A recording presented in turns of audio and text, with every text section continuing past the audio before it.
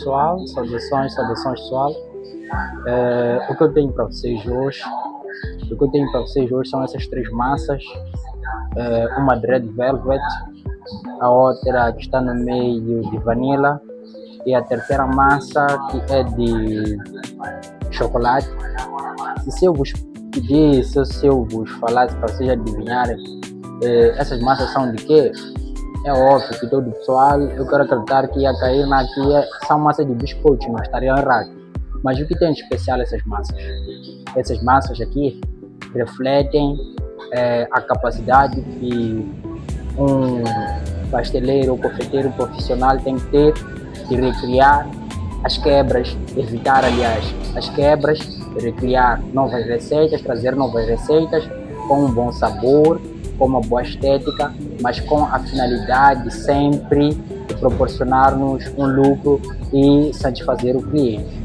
Isso quero também dizer que essas massas são feitas de restos de bolos, aqueles bolos que quando nós estamos a cortar, deixamos de lado. Eu já falei num dos vídeos que eu não jogava fora, eu guardava no frio e depois de ter uma boa quantidade, ou uma quantidade que é suficiente para produzir os meus biscoitinhos, eu faço esses biscoitos com essas sobras. Aí o que eu faço? Eu dou mais estabilidade ao meu negócio e faço com que o meu negócio possa existir por mais tempo e aproveitando também dessas sobras, né? Essas sobras. Então, que nessas sobras, esses bolos é aquilo que às vezes nós temos tipo que não tem uma receita fixa. Porque aqui, por exemplo, você vai descobrir que na primeira massa, essa de Red Velvet, são sobras em que os bolos de Red Velvet estavam lá em grandes quantidades. Não adicionei mais nada, quero dizer, não adicionei o gel de Red Velvet para atingir essa tonalidade. Não, só usei os próprios bolos, ajustei a textura da massa com água gelada em todas as massas.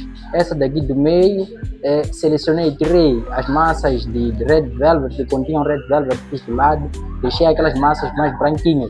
Falo de croissants, falo de palmiers, falo de caracóis, falo de entre outras iguarias ou outros doces que são de vanilla. Então eu apliquei nessa massa daqui do meio e no outro lado também eu tenho essa massa de chocolate, que aqui ensolei os bolos de chocolate, os bolos que continham chocolate, ensolei de lado para produzir esse tipo de biscoitos. Nessas massas eu não vou adicionar, como essas massas não têm um fim. Qual é a finalidade dessas massas? Em primeiro lugar, tentar fazer aproveitamento, tentar minimizar as quebras ou o impacto das quebras. Então eu tenho limitações em adicionar, por exemplo, manteiga, adicionar mais, até porque os bolos primordiais já têm isso. Então eu tenho que não adicionar leite condensado, adicionar, não sei, são frutas, isso mais aquilo. Isso ia me desviar daquilo que é padrão, daquilo que é a intenção dessa receita. Então, o que eu tenho para vós hoje é uma das técnicas de gestão de quebras que nós usamos nas fábricas, que nós usamos nas pastelarias e que queria compartilhar convosco. Então é isso que eu faço, eu só levo esses bolos, ponho naquela amassadeira lá, na amassadeira não, na batedeira, a que está no lado de chocolate. Então eu ponho ali e começo a amassar e depois adiciono a água gelada aos poucos. Por vezes, como nós produzimos natas também, por vezes para estabelecer equilíbrio, eu adiciono um pouquinho de claras nesses nossos bolos. As claras que nós colocamos de lado quando estamos a fazer os pastéis de nata, armazenamos e chega um certo tempo eu uso para fazer esses biscoitos. E são biscoitos que têm muita saída e o preço de venda também nós não vendemos a um preço muito elevado por causa da finalidade, não por causa do sabor, não por causa da qualidade do biscoito, não.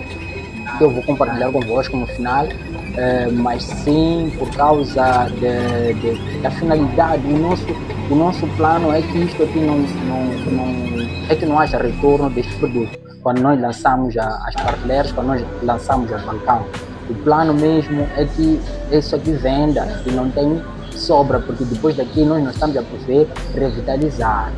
Então, é o que eu tinha para hoje, que é a política de gestão de quebras que nós usamos nas fábricas para garantirmos que o nosso negócio exista, para garantirmos com que não haja prejuízo ao meio da nossa produção. Então, eu quero compartilhar convosco essa experiência, espero que vocês gostem e pronto, vou já começar.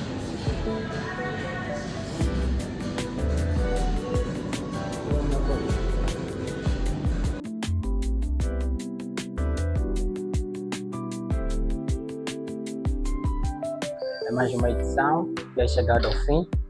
Na edição de hoje estivemos aqui pronto, a falar da questão de revitalização do negócio, a questão de reaproveitamento das quebras, que faz parte de pastelaria profissional no âmbito de política de gestão de quebras, onde você como investidor ou você como fazedor dos bolos ou você como vendedor dos bolos é obrigado a adotar estratégias que permitem com que você faça um círculo completo da vida de um produto.